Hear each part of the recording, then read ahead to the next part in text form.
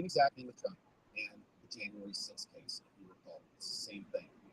Now, in your letter, you made the dubious choice to invoke Justice Scalia. Oh, see, that made me mad too. Now, as you're likely aware from your professional experience, Scalia actually understood weaponization in lawfare. So shove it right down the gullet. Now, nothing is so politically effective, says Scalia, as the ability to charge that one's opponent and his associates charge that they're not just wrong-headed, but that they're actually crooks. Okay, not that they're dumb, not that they're idiots, not that they're just misguided, but they're criminals. They broke the law. They're ending democracy. And nothing so effectively gives an appearance of validity to those charges as a DOJ investigation and a prosecution, right? And that's Scalia. He said that back in 1988. Now, I don't know how applicable that is anymore. I mean, the DOJ is still obviously applicable, but the DOJ, by and large, about a half hour early, I'm leaving. So has the court system. I got to run out to Defiance. So a lot of people, it's like going to be the same thing they did to the CDC, right? The CDC were like, wow, they're going to take care of us and prevent disease. And we're like, wow, they misguided us pretty badly on that one. DOJ is going to have the same reckoning it's having.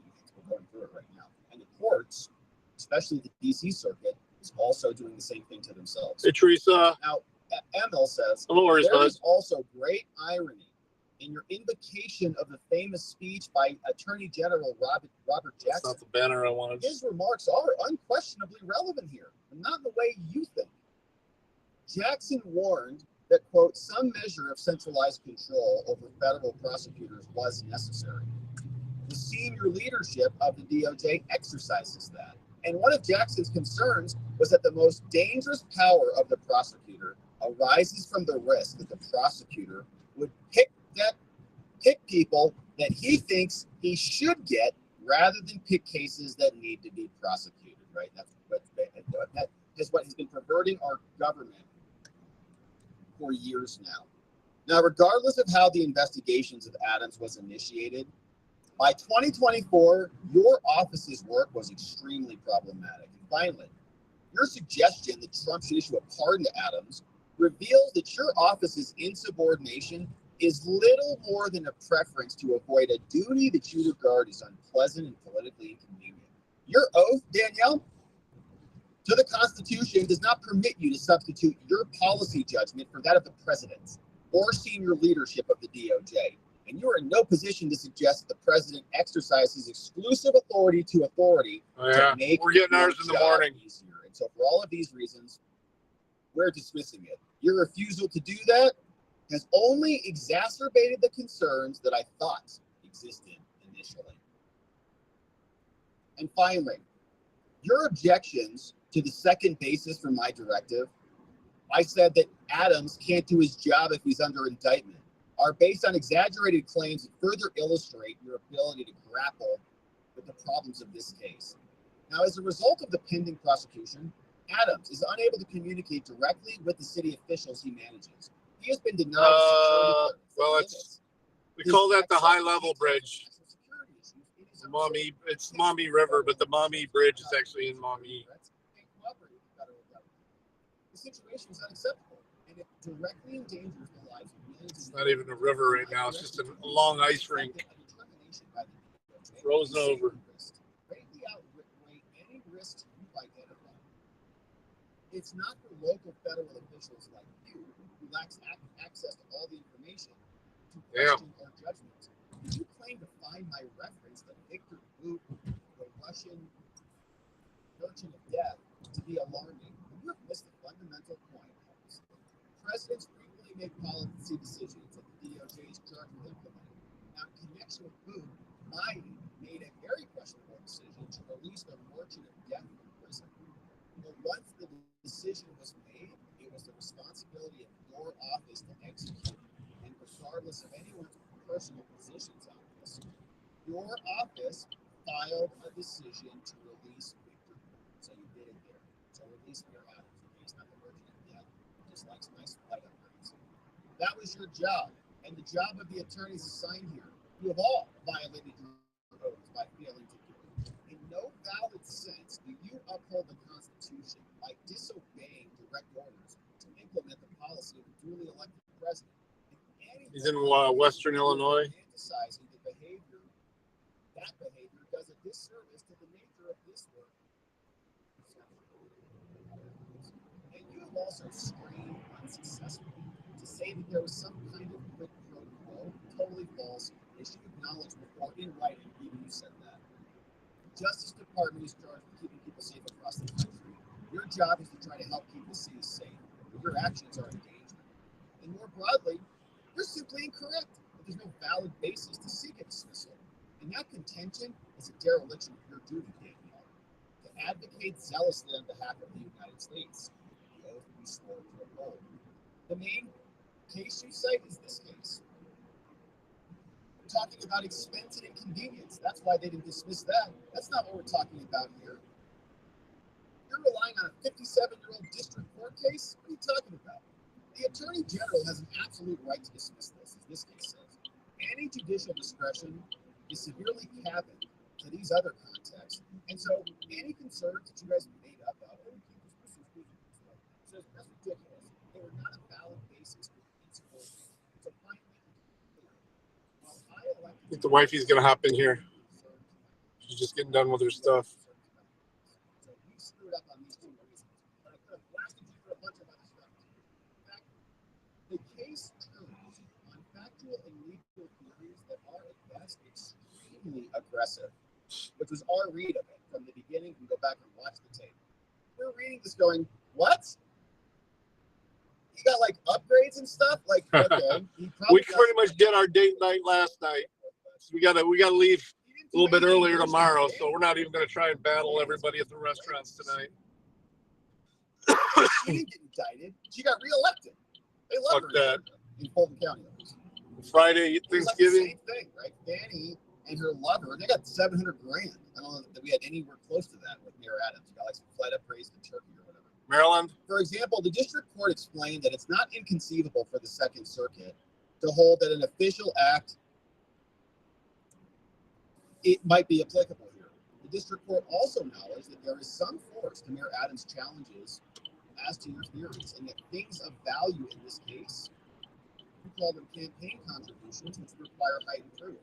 And as the office knows from the challenges you encountered in another decision, where that case was dismissed. So, in other words, you knew this was a weak case and you brought it anyways. There are also questionable behavior reflected in certain decisions that your team made, which we're going to look into in our forthcoming investigation. So get ready for that. Witnesses in the case do not appear to have been treated in a manner that is consistent with your claims about the seriousness of your allegations. It's my understanding that around the time the charges were filed, the prosecution team made representations to the defense counsel that are inconsistent with the Justice Manual and their definitions of a target and subject. Now, in the same period, despite already having started to draft a memo, the team invited Adams to a proffer. So they're scum. In other words, they had already made up their mind to prosecute him. Once they made their mind to prosecute him, he had to be treated accordingly, and they didn't do it that way. They started to draft the prosecution memo. They said, Yeah, I'm just running out there to drop off the laptop, though. Then on the way back, I'm going to, well, actually, I probably hit Carter on the way out there. So I'll probably leave you guys out here streaming for a minute when I go in. I got to pick up some Quackas, prescription, something to drink for tonight. There she is. Hey, Skullmeyer. That's Miss Doc guy, Eggsy.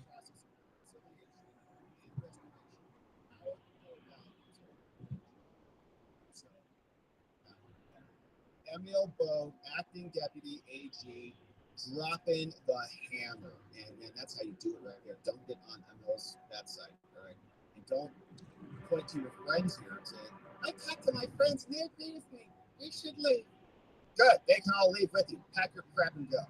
So that is. I'm thinking it's going to be too packed in there to try to get the prescription. The pharmacy's open late enough. I'm going to hit it on the way home. Be easier. This has me in Defiance by 5:25. I'm only going to be there for like less than 3 minutes. So I might get a picture of of that billboard during the day. If they had a problem, and these are mostly people from the previous administration, you understand, so they weren't going to be there anyway. They were going to all be gone or dismissed. If not, they know on Tuesday they're all being dismissed. You know, the whole country is being. Because what you do is you come in and you put new people in. So when you say resign, they're going to be gone anyway. But I know nothing about the individual case. I know that they didn't feel it was much of a case. They also felt that it was unfair with the election. Look, I would know that better than anybody because I was weaponized more than any human being in the history probably of the world. And I won the election in a landslide, winning all 7 swing states, winning the popular vote and everything else because the people got it. It was weaponized. And I was weaponized literally weeks before the election. But I think there's also something to be said. I read that, and there's something to be said for what they were doing. It looked to me to be very political. But why did they bring this up like 4 or 5 weeks ago, 6 weeks ago, whatever it happened? Long-range tank gun. Then all of a sudden they complain, and they know they're all being dismissed anyway. So, you know. Yeah, so they're just doing it to make a name for themselves on the way out. Nice. Signing and checking the job. They'll all get jobs at some level on MSNBC, but they're gone. Others are joining them soon. All right, so that is what's happening in one part of New York. But in another part of New York, we have even more happening. And here is what's happening on the streets of New York. Letitia James and other blue states very upset with President Trump for cutting off their money. They were in New York today for a hearing. Well, it's just for the old company she used to work for. Appointed judge screaming What I was about for. this injustice that is occurring to them and their states now that their funding has been cut off. Tish James was out there. Here's a little bit about what she sounded like. And then we'll jump over into the X script, courtesy of Inner City Press, who will detail for us what happened there with Judge Jeanette Vargas. But here's what it sounded like outside the court building. This, of course, is Tish James, the biggest Tish in all of New York, AG, Attorney General for the entire state. Oh, yeah, we know she's awesome. About what's happening there. Yeah, we'll chat tomorrow on the way to Columbus. And as attorneys general, we're not going to bow to the president or to Elon Musk. It's important that individuals understand that right now Elon Musk is untethered to any accountability at all. And the fact is that they would like for us to engage in an ideological litmus test. And that's why they've paused funds. That's why they have freed Social Security and veterans payments. No, they haven't. Payments I don't think that's happened. to the state of New York and to states all across this nation. It is unacceptable, unconstitutional, What's going on with ultra-biased. They've exceeded their authority. Oh, And content. so it's important that attorneys general representing our respective states stand up and enforce the rule of law. Because Elon Musk, With the K. individuals of the Treasury, There's a reason what happened here. the president of these United States is not above the law. And we will continue. You guys need a new catchphrase, okay? Joe Biden just said that his entire family's above the law, including Hunter, who had 2 open criminal cases going against him. Fauci's above the law. Liz Cheney's above the law. Adam Schiff's above the law. Jamie Raskin's above the law. Come up with a new catchphrase, Tish. You know, as attorneys general, we've been preparing for this. This is not the outcome that we wanted. We wanted to cooperate. But when you challenge the 14th Amendment, birthright citizenship, we acted. And that's going to get resolved too. It's not a thing, okay? The Supreme Court's going to resolve that too, so that's going to change. Not a TRO. When you challenge the NIH, individuals who are engaging in research. Oh, yeah, they're going to prosecute her. To find a cure to a cardiac disease. Yes, I know. If they don't get their Democrat money, everyone's going to die of cancer. We're never going to have a cure for cancer because they're not getting funded. Give me a break. Or cardiac disease. No one's going to have heart problems, but now everyone is. All of a sudden. Isn't that fun? We got a TRO. Funding. When you call. All right, that's all we can take. So she did. They got a TRO. They got a bunch of these corrupt judges who have been weaponized to go after any American progress, like this woman here. Judge Jeanette Vargas is who we're going to be in her courtroom today. She was a Biden appointee.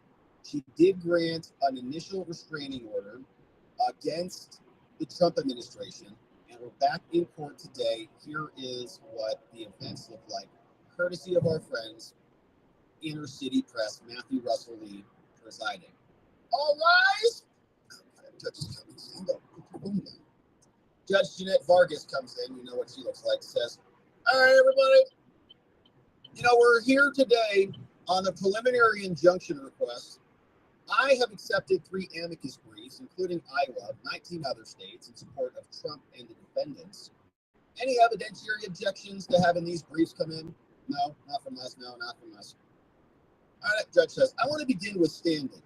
All right, why should we even have the states here? Like, why are you guys even here to begin with? New York State's lawyer, okay, so this is from the people challenging the orders from Trump, cutting off the funds.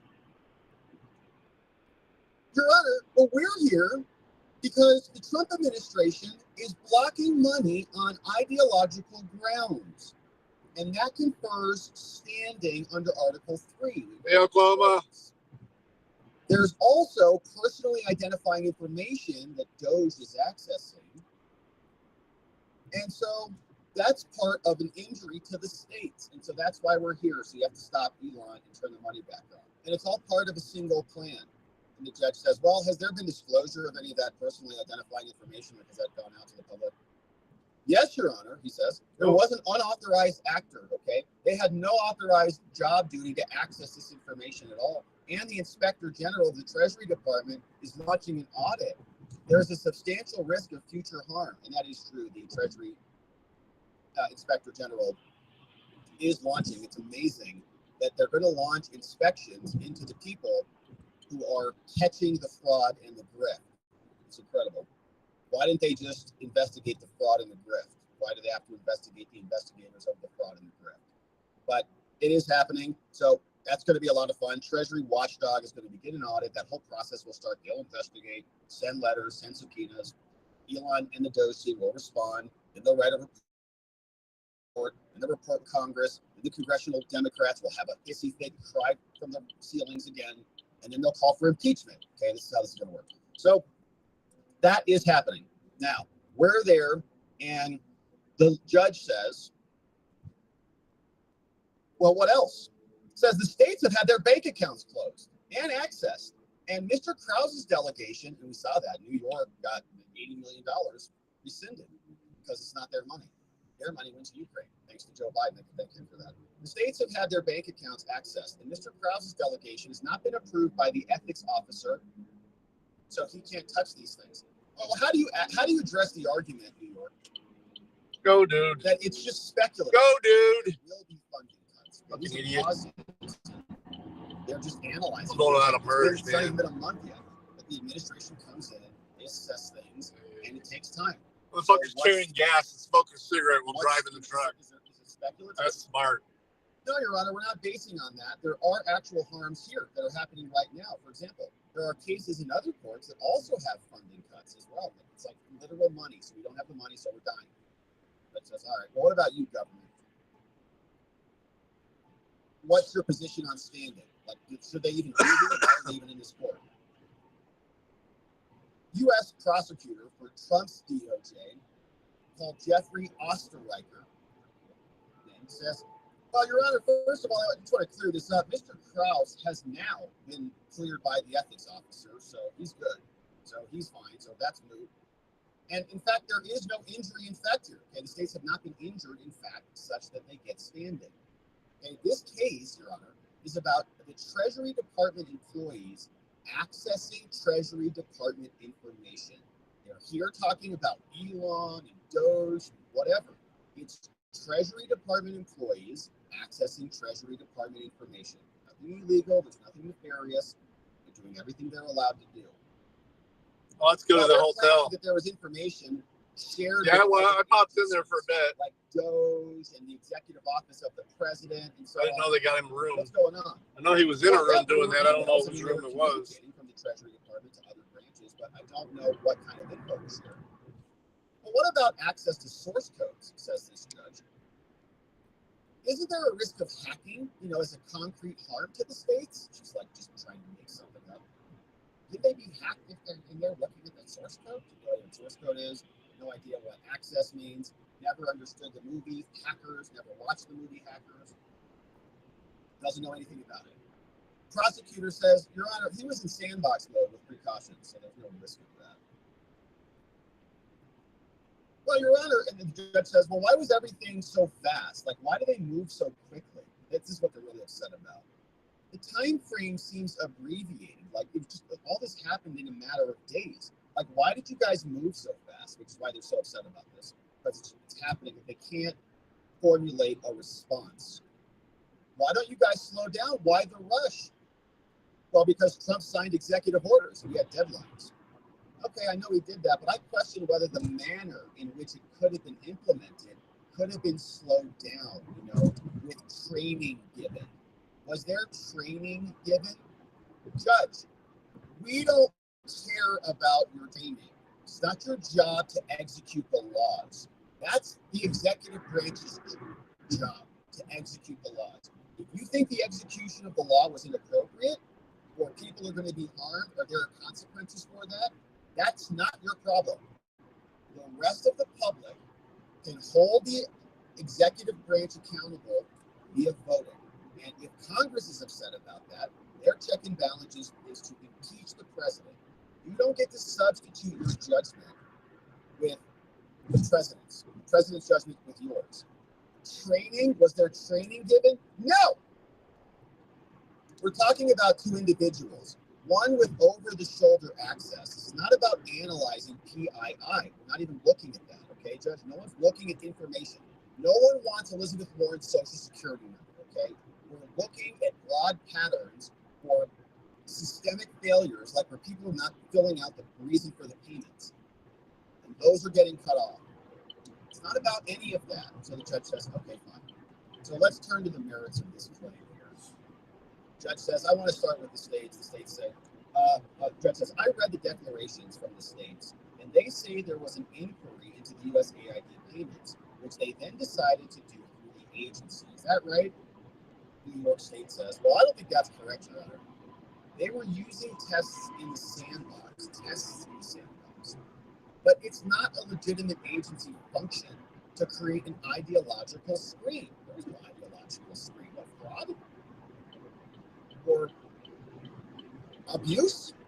A privacy impact assessment needed to be done. It would have slowed things down to be sure, which is all they want. It's like, man, we have to find other funds, we have to get people offboarded into other entities. This law does not allow this to be rushed. This was not tax administration or something. And Your Honor, the way they did this subverts the law. They're creating an ideological screen here, which is their prerogative, right? They won the election. They don't have to fund your tranny crap. We are that our preliminary injunction, if granted, be sent to every Treasury Department employee. There are compliance issues in the case before the court in Rhode Island as well. That's a second parallel case that's happening. They say, all right, what about you, DOJ? Your Honor, there's no final agency action here, so there's nothing for them to even sue over. Well, what about the disclosure? They say that some of the information was disclosed. Well, I hear what you're saying about that, but we resist that there are consequences that came from that plan. We don't see any law to apply to the engagement plan. Okay, there's no standard to judge this. She says, well, wouldn't it have been wiser for the Treasury Department to conduct a privacy impact analysis and take some time to consider mitigation measures? Shouldn't you have done it my way, right? Another judicial bureaucrat who's never run anything in her life except a little courtroom, which is run by other people, like the clerk and other people. Why didn't you do it my way? Because your way sucks. Your way has been how it's been going for this entire time. We're doing it our way. We got elected. Your Honor, he says it exactly. Your Honor, there was thought given. It might have. What did So if she's still in here, she can tell you. We did our job. Judge says, Mr. Emmer from New York, something in it. That's why we're in the sandbox. We asked for a preliminary injunction and that the TRO be extended until then. We don't want them to bring in any more Doge team engineers. The judge says, the Trump team says, Your Honor, this is about policy, okay? We set policy and we're doing policy. There's nothing unlawful about the Treasury Department carrying out the priorities of the new administration. Judge says, well, I'm going to think about it. I'm going to go reserve my decision, but I'm going to rule shortly, but not today. But says, now I'm going to extend the TRO, right? We're old friends there, so this is adjourned. So, of course, Judge Vargas, Biden's appointee from the very corrupt Southern District of New York, they just had their prosecutors resign from the ACP, is going to extend the TRO against the states and maintain the status quo so they can continue to get their money and they can continue, I guess, to try to impede what Doge is currently doing. So that is what happened there. We saw Letitia James have a meltdown. But here was another take over from CBS. They're explaining, they're going to lose a lot of these. And I think this is right. What's happening right now is they're going overboard. They're biting off more than they can chew. They're going to have to swallow it. It's going to come down hard from the Supreme Court when the time comes. But here is another take on CBS Morning. I'm really anxious to hear what you have to say here because you've got voices on the left who are saying that the president lacks authority to make these different moves. And then voices on the right who are saying that the judges who are trying to stop him, they lack the authority to stop him. So big picture, what's your verdict? Tony, there's truth on both sides. And so I think this is one of those where we kind of have to just take a breath and kind of meet in the middle here. I mean, obviously, there's no question that Trump is really pushing that legal envelope with some of these executive orders and actions, and some of that's going to exceed his executive authority. But there's also no question that some of the judges are going a little too far and putting the brakes on actions that Trump clearly has the authority to do. So, what does this mean? I think this all shows that at least here, the system is working like it's supposed to. There's no constitutional crisis. There is no constitutional crisis. They keep trying to bait that to happen. They want Trump to object to all of this stuff and just do certain things. He's not been doing that at all. There's been absolute tactical and strategic. I really wish this wasn't shaking that much. Much to the frustration of many of us who just want this stuff to get done already. We're tired of the left organizing lawfare operations that are funded by Lord knows who, to the tune of hundreds of lawyers to gum up the progress, to continue the fraud and to continue the infrastructure funding for their own side. So it's all coming to a close. Right now. All will be coming to a close at some point once the Supreme Court comes and weighs in on this. But right now, I think that it is early. Like, we are still in the very early stages of this. And Trump has not even been in office for 1 month yet. And once these appeals begin to materialize, what these lower court judges are doing is making their own actions. When you bundle them all up and aggregate them together, one judge says he can't even take the websites down. Another judge says the Treasury can't access the Treasury. What? Another judge says Trump can't withhold funds that are clearly fraudulent. Never walk that one back. So they're all digging a hole for themselves that will ultimately land up right in front of the Supreme Court. So watch what they say when they're saying there is a constitutional crisis. They're trying to create an impeachment trap for Trump. It's obviously not true. Now, it is disgusting and unconstitutional what these judges are doing, and there needs to be serious reform in the form of impeachment or removal through the lawful process. I think would be a welcome development, but there is a lot of hystericism here trying to smear Trump as being the instigator of this. He is not at all. He's exercising the lawful power of the executive branch. He'll be vindicated with time. Now, people are suing over these programs, these actions. Judges are blocking them. Trump is then appealing that. Right. He is not ignoring judicial orders. He is filing court papers saying that he has the authority. And on some of these, he is going to win. Yes. I mean, as we saw this week when a federal judge backed away from his earlier order and said that the buyout program Trump had wanted to do for 75,000 people who took it, that could go forward. Jan, let's look at some of these individually. The example of the president trying to freeze federal spending, is that within his purview, or really should that be left to Congress, which has the power of the purse? Okay, so I don't want to keep saying, well, it depends, but it depends. And I think on that one, on a lot of legal issues, I know. Well, it was a very broad question. Okay, there's dozens of lawsuits. Many of them are attacking some form of federal spending. So it's kind of a broad. So it does depend. It depends on what spending are they challenging.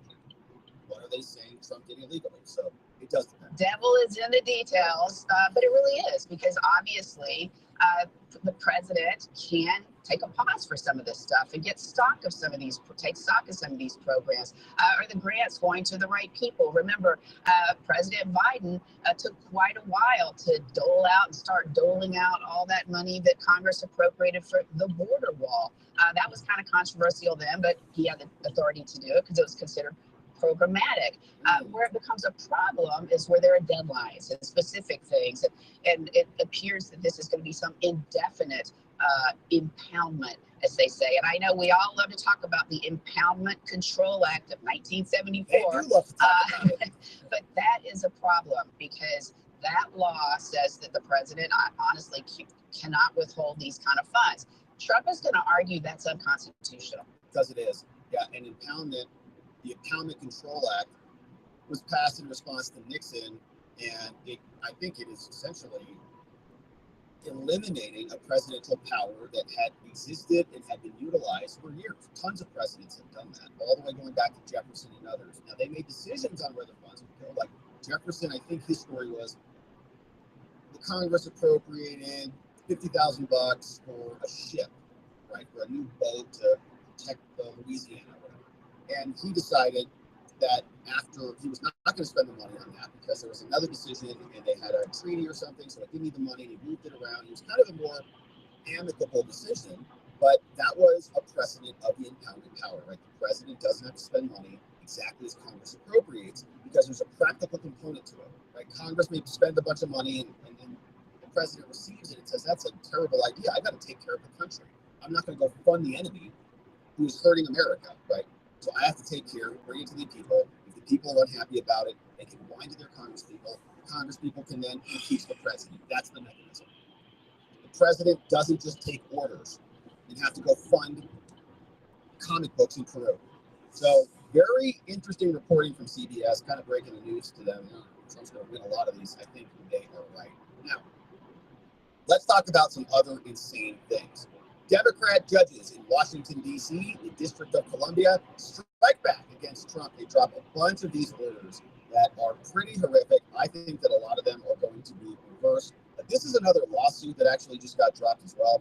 A bunch of additional states, New Mexico, Arizona, Michigan, are suing. They want a restraining order. They want to stop Elon. They say he's unelected, unconfirmed. He's exercising a ton of authority and is violating the appointments clause of the Constitution, which again, I think is a stretch. He is analogous to a chief of staff, facilitating progress across multiple agencies, just like Susie Wiles, just like Ron Klain, just like Rahm Emanuel. Nothing says that he has to be Senate confirmed at all. He's canceled contracts and other things. He is not, okay? He's like a consultant. The agency heads are canceling the contracts. His teams are working and getting integrated as employees and they're members of the DOGE team, which was created by Barack Obama. So it's all constitutional. The states are whining about it. It's unconstitutional. They say, no, it isn't. So they sued.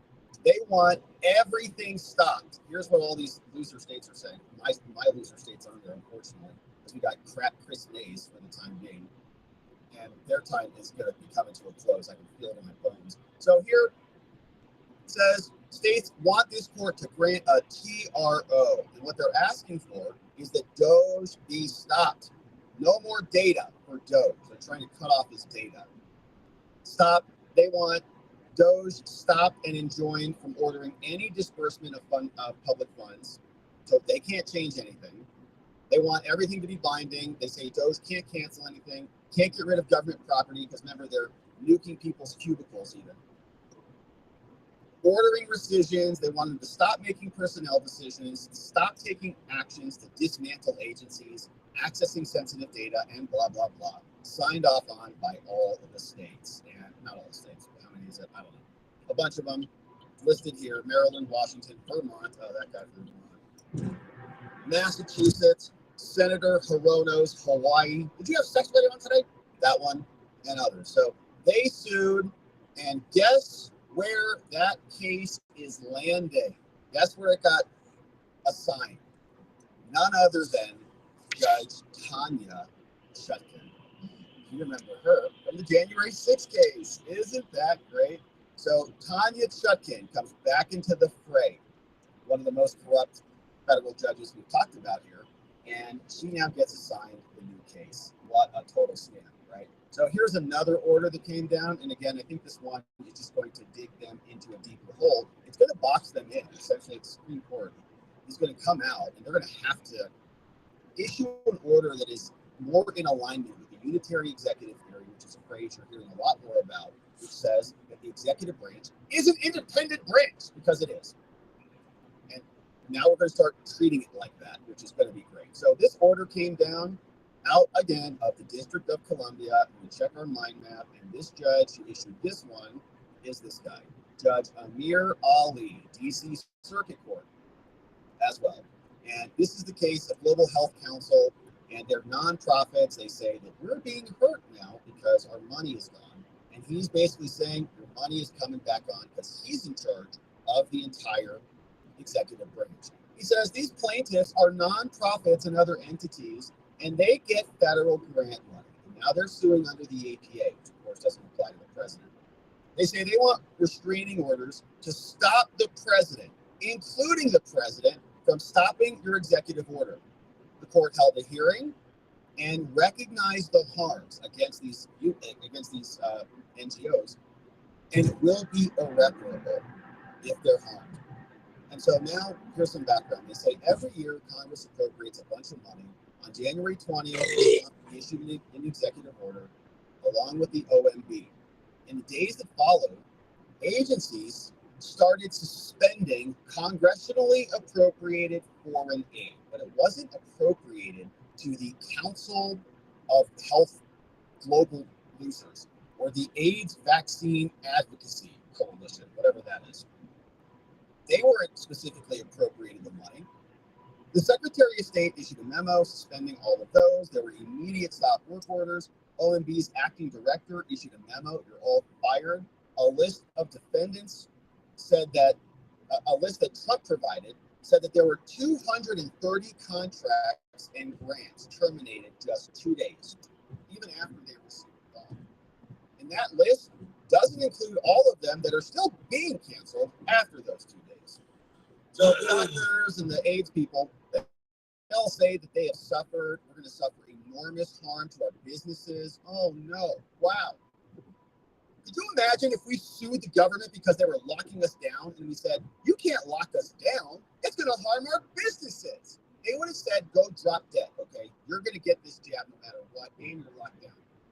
Now these judges are like, oh no, it's going to hurt businesses and small businesses. They're going to be in jeopardy. Plaintiffs have provided evidence that they will be forced to shut down programs, furlough and terminate staff. Businesses entirely. How many restaurants did we lose during COVID? Everybody who sued the government to say, you can't do this to us, they all lost. Now the American people have elected and confirmed we wanted this done, and now suddenly they care about small businesses. It's a joke.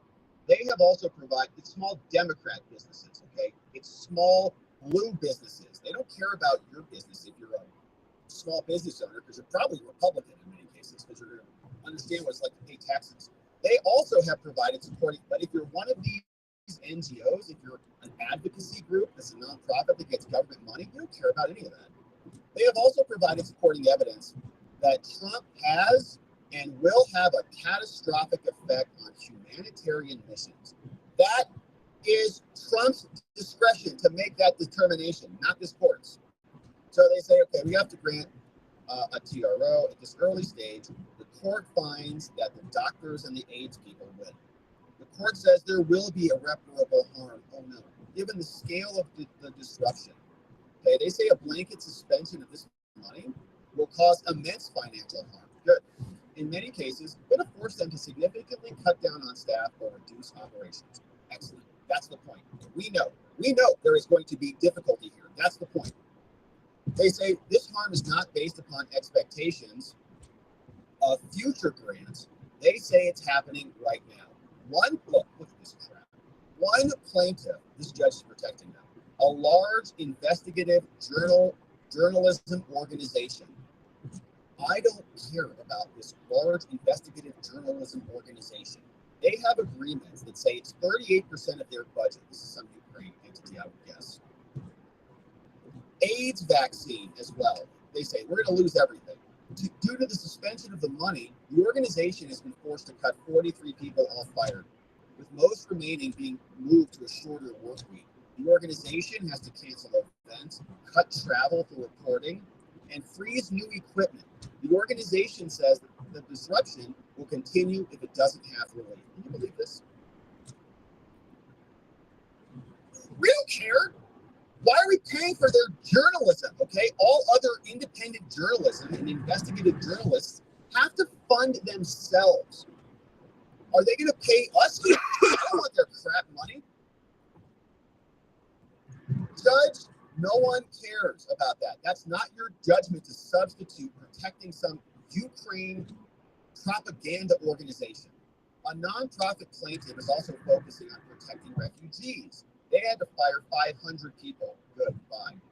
It's been forced to shutter programs and not pay vendors. They can find other money like the rest of us have to do. Fund ourselves. Another plaintiff representing small businesses, okay, so not the actual small businesses, but some small business organization,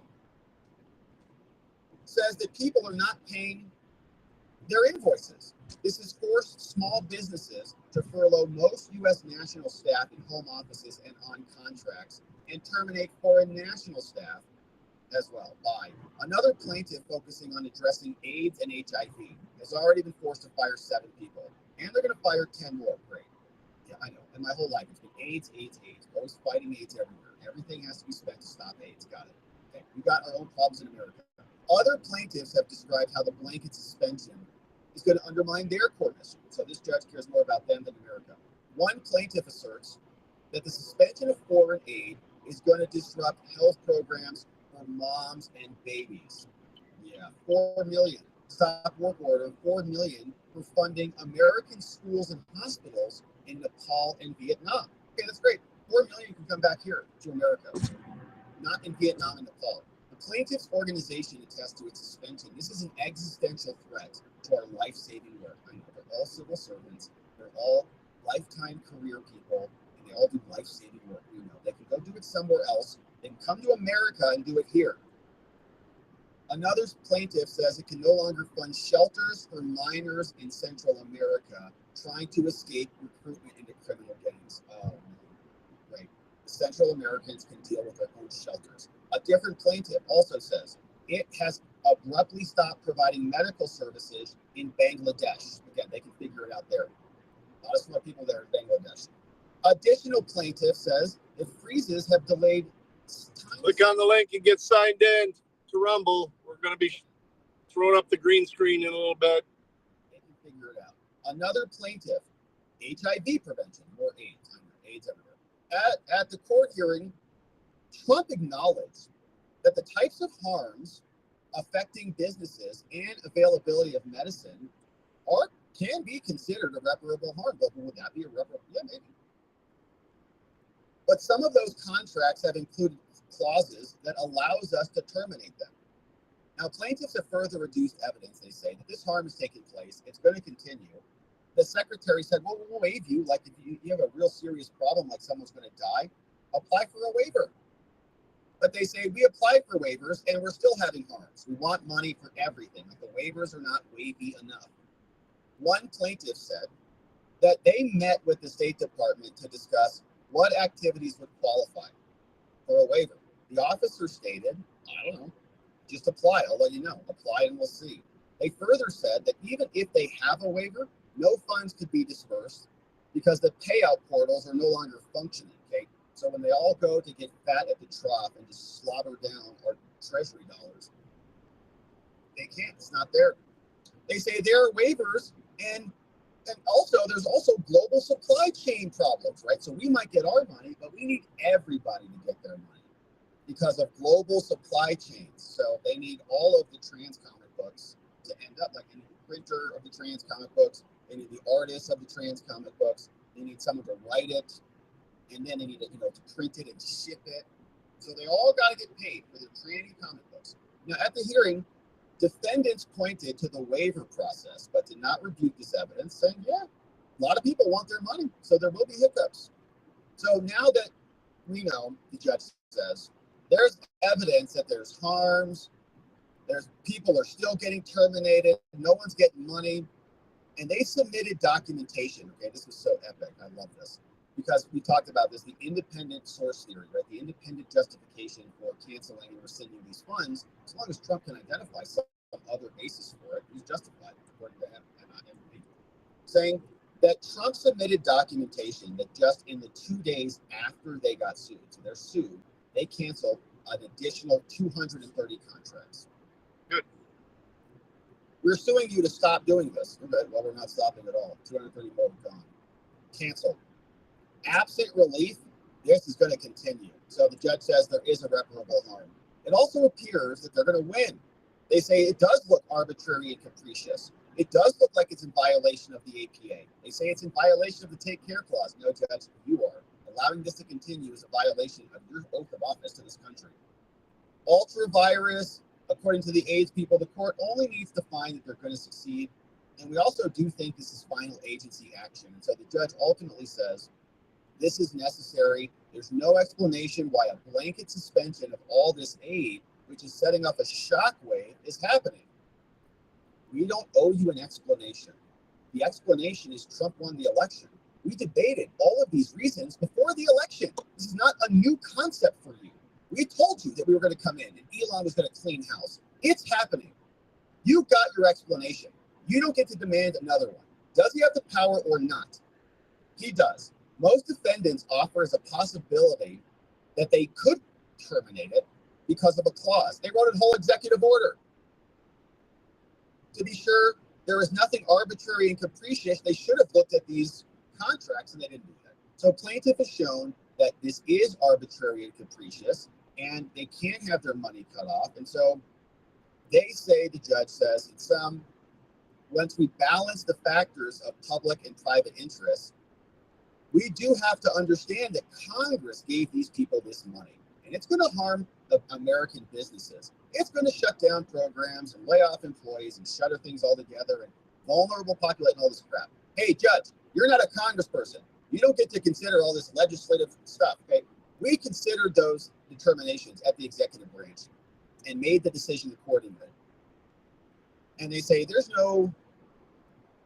And with all of this evidence of harm, I think this finds in favor of the Democrats, obviously, because he's a Democrat judge. For the foregoing reasons, anything limiting the temporary restraining orders are now denied.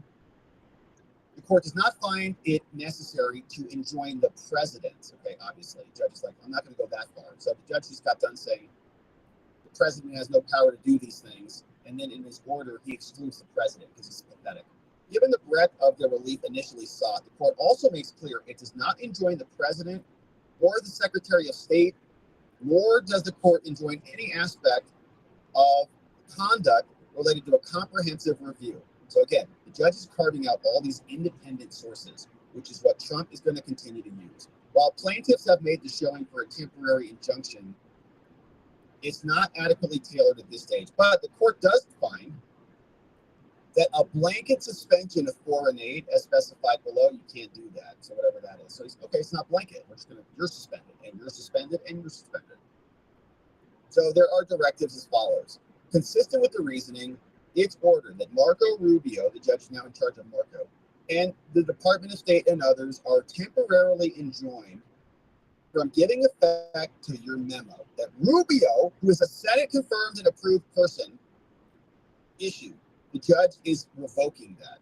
So you can no longer suspend or pause or otherwise prevent disbursement of foreign aid as a result of this memo. Okay, so again, these are such dumb opinions from these judges because they're carving out all of this. Like, as long as Rubio and the executive branch can find independent justifications for doing what they're doing, they're carved out to do it. They just can't rely on this one memo that they just issued. Fine, go use all the same powers that Joe Biden did. Fine. Issuing or implementing terminations or other stop work orders based on that memo. It's the same damn pattern. And so it's now ordered that nothing in this order shall prohibit Trump from enforcing the terms of contracts or grants. They shall take all steps to effectuate this order, and they shall file a status report signed off on by Biden's judge, Amir Ali, who is this guy in the DC Circuit, DC District Court. So what you'll notice is, let's just change this little typo here. I was copying and pasting a lot when I was making this. All right, so DC District Judge Amir Ali carves out a little bit of an exception for the judge or for the Trump administration, but by and large is still way overstepping his bounds, saying that the Secretary of State can't govern the Secretary of State's office and rescind foreign aid under the power and the authority of the President of the United States. It's sick behavior. It's all going to come back to bite them in the butt. We can be sure of that. But here is another explanation from the House Foreign Affairs Committee explaining just how bad all this foreign aid actually is. And where the hell is Congress coming back to support President Trump with legislation that will actually codify the total rescission of all of these things now that we have control of both houses of power? They should be doing something about this to support President Trump and make these more permanent so that the next president who comes in can't undo it all. House Foreign Affairs Committee got another edition of wasteful spending from, you guessed it, USAID. Let's get into the numbers. $849,000 plus for a transgender job fair in Bangladesh, where the median monthly income is about $220 a month. Nearly $2 million for sex change surgeries in Guatemala by a trans-led organization. $55 million to strengthen Libyan public financial management processes. $31.5 million to help USAID employees with counseling, organizational resilience, wellness, and work-life balance. That's a lot of money for work-life balance there. $20 million to create a Sesame Street program in Iraq, $4.1 million to create a Bangladesh Sesame Street program, another $5.2 million to create a Nigerian Sesame Street pilot program. A lot of money going to these little puppet Muppets in these foreign countries. $3.9 million to teach essential life skills through Bangladeshi Muppets, more Muppets. $22 million to increase tourism in Tunisia and Egypt. Man, we want to spend a lot of money on their tourism. We should be spending that on American tourism, maybe. $520 million to pay ESG consultants to teach people in Africa about countering climate change. $24.4 million to build green transportation alternatives in the country of Georgia. $29 million to diversify crop agriculture in the country of Georgia. $4.5 million to teach individuals in Kazakhstan how to fight back against internet trolls. $1.3 million to create a comfortable environment for LGBTQ people in North Macedonia. $420,000 to build solar panels in Djibouti. $18,793 to help LGBTQ individuals vote in the 2021 Honduras elections. $5 million to reduce carbon emissions in China. Yeah, I'm giving China $5 million. $5.5 million to improve the lives of LGBTQ individuals in Uganda. $23,000 to host DEI recruitment seminars in San Martin and in Lima, Peru. $65,700,000 for vasectomies in the Congo. I don't even like that word. $595,000 to empower Uganda's LGBT community to push back against anti-LGBTQ legislation, which is probably what those people $4.3 billion want. to provide services for men who have sex with men in South Africa. What? I have no idea why they wrote it that way. $15 million to identify and enhance the leadership of LGBTQ leaders in Cambodia. We're resurrecting leaders there for millions of dollars. $100,000 to conduct a DEI survey in Ghana. $50,000 to create a DEI fellowship in Uzbekistan. $30,000 for DEIA facilitated conversations in Senegal. There is a new list of all of the ways that USAID is wasting your money on top of all of the old ones that we gave you already. Time for change, everybody. The change is coming. And that's what Democrats in the Democratic Party are fighting for. They're suing everywhere they can possibly sue to keep that money going because they were in on it. They were in on that grift. Clearly, that money is not going to DEI surveys in sub-Saharan Africa, whatever that was. It's going to other people for other things, and that is just the simple excuse they're using to fund whatever it is they're funding, which largely has been an anti-American, pro-democratic ideal, which is a sick thing for our country to be doing. That's our money. It should never happen. So Dan Scavino, he works over at the White House.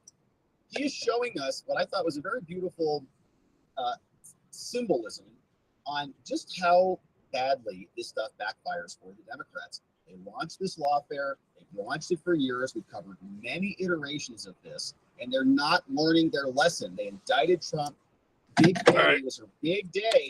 When she came Turn it out. off, YouTube. Head over to Rumble if you're still around. Looks like most everybody left. So, but anyway, that's what we're doing. Supreme Court will come. We'll be right back. A lot of this lawfare up in these DC circuit district courts, and we will be covering it